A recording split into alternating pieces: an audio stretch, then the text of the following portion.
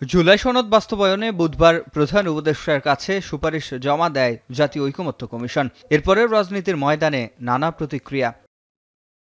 বৃহস্পতিবার ঐকমত্য কমিশনের সুপারিশে অনাস্থা জানিয়ে আনুষ্ঠানিক সংবাদ সম্মেলনের আয়োজন করে বিএনপি। সেখানে দলের পক্ষে লিখিত বক্তব্য তুলে ধরেন বিএনপি মহাসচিব মির্জা ফখরুল ইসলাম আলমগীর। বলেন, স্বাক্ষরিত জুলাই সনদে রাজনৈতিক দলগুলোর মতামত, ভিন্ন মত কিংবা নোট অব ডিসেন্ট থাকলেও ঐকমত্য কমিশনের দেয়া সুপারিশে বিষয়গুলো বাদ দেওয়া হয়েছে। দলটির দাবি, অগোছরে জুলাই সনদের কয়েকটি দফা পরিবর্তন করা হয়েছে। এসব প্রস্তাব একপেশে ও জোরপূর্বক জাতির ওপর চাপিয়ে দেওয়া হচ্ছে উল্লেখ করে দলটির মত, এটি জাতির সাথে প্রতারণা।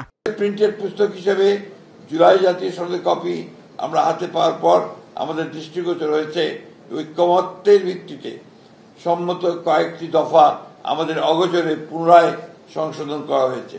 জুলাই জাতীয় সনদে অন্তর্ভুক্ত রাজনৈতিক দলসমূহের মতামত, ভিন্ন মত, নোট অফ ডিসেন্ট উল্লেখ করা হয়নি।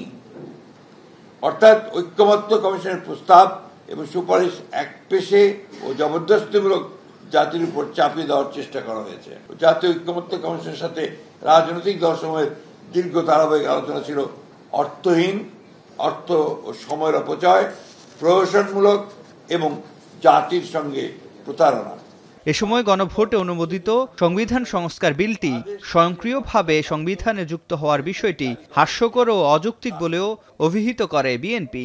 সেই সাথে সংবিধান সংস্কার আদেশ জারির এখতিয়ার সরকারের নেই বলে উল্লেখ করে দলটি। জুলাই সনদ সংবিধান সংস্কার বাস্তবায়ন আদেশ 2025 শিরোনামে একটি আদেশ জারি করবে।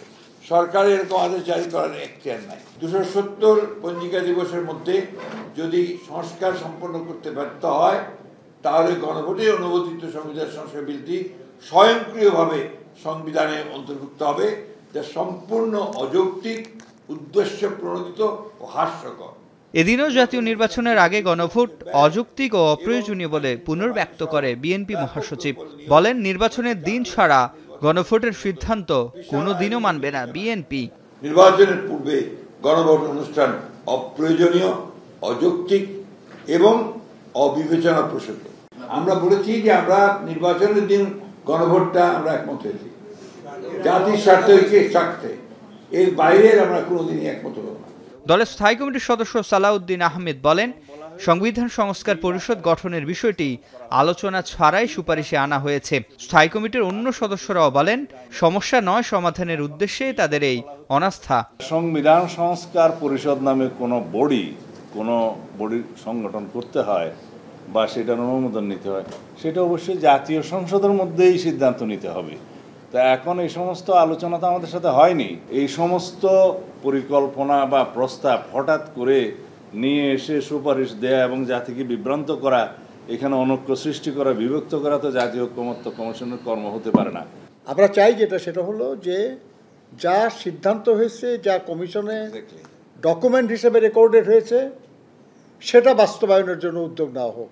সংবাদ সম্মেলনে বিএনপি নেতারা আশা প্রকাশ করেন, প্রধান উপদেষ্টার প্রতিশ্রুত সময় অনুযায়ী জনগণের আকাঙ্ক্ষা বাস্তবায়নে ফেব্রুয়ারিতেই হবে নির্বাচন। জি, থ্যাংক ইউ।